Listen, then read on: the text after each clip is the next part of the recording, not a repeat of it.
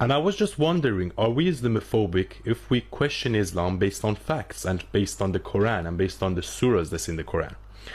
Because Keir Starmer is trying to put people in jail now because of some vague accusations that they're Islamophobic. And as you know, I'm an ex-Muslim, so I know a lot about Islam. And what I'm going to do in this video is that I'm going to go through some surahs in the Quran. And as you know, the Quran is accepted by all the Muslims all around the world, both Sunni and Shia. Right? I'm not going to go through the hadiths and I'm not going to go through the life of Muhammad because that's 1,000 times worse. I'm just going to go through the Quran. And I really want to know, are we Islamophobic if we questions the surahs in the Quran? Okay?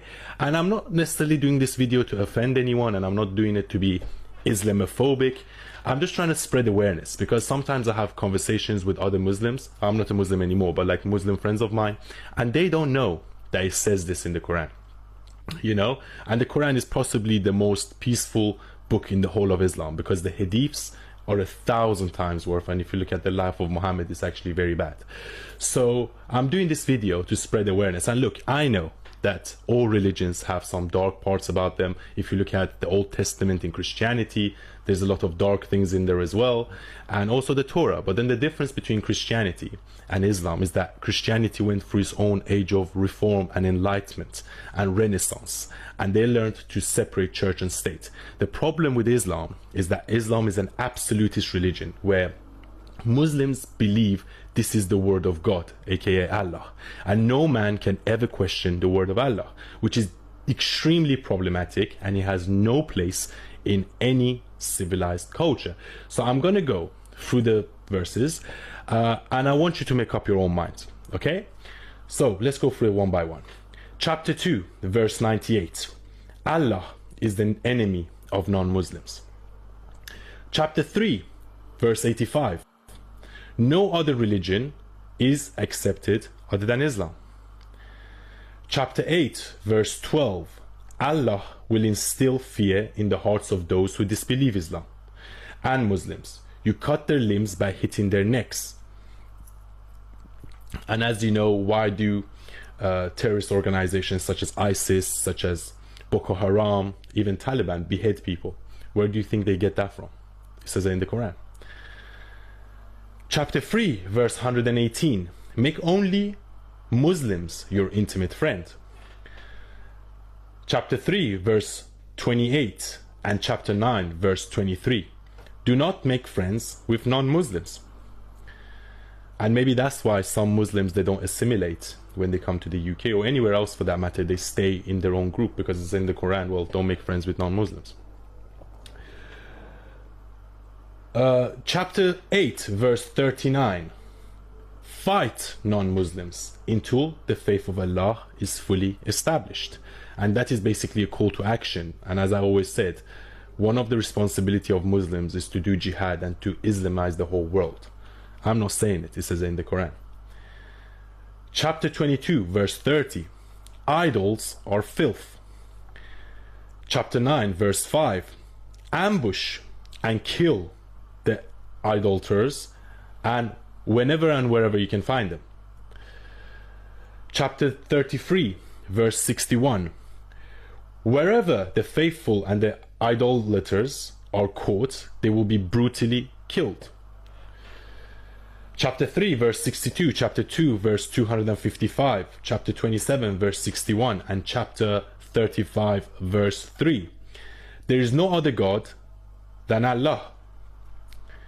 Chapter 21 verse 98, those who worship anyone other than Allah are the fuel of hell. Idolaters are pure and unholy. Chapter 4 verse 101, Kafirs are open enemies, and Kafirs are basically sinners, so anyone that doesn't believe in Islam. Or Chapter 9 verse 123, oppress the infidels.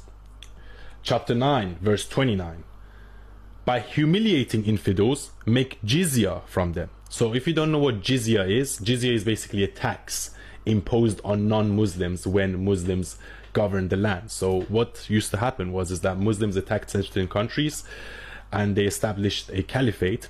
So they either killed people that didn't convert to Islam, But some group, they were like, okay, if you don't want to convert to Islam, you have to pay us an extra tax, and that was called the jizya.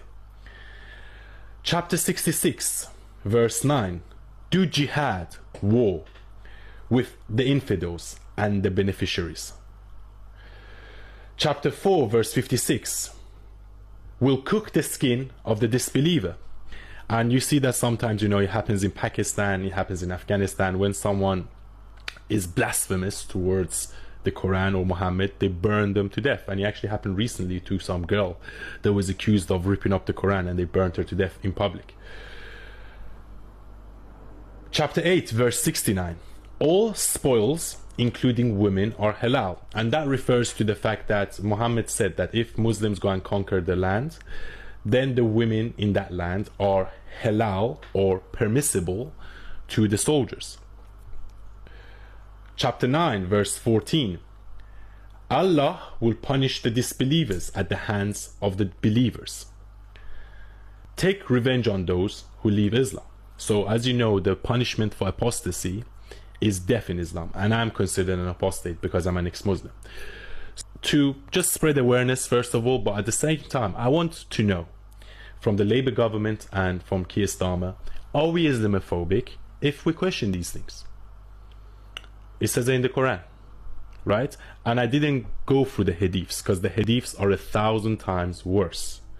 Are we Islamophobic if we question these things? Are we Islamophobic if we question the life of Muhammad? Because he took part in 29 offensive battles, he killed thousands of people, beheaded people, raped women, so on and so forth. So are we Islamophobic if we question these things? And for those of you that just wanted to increase your awareness, what do you think?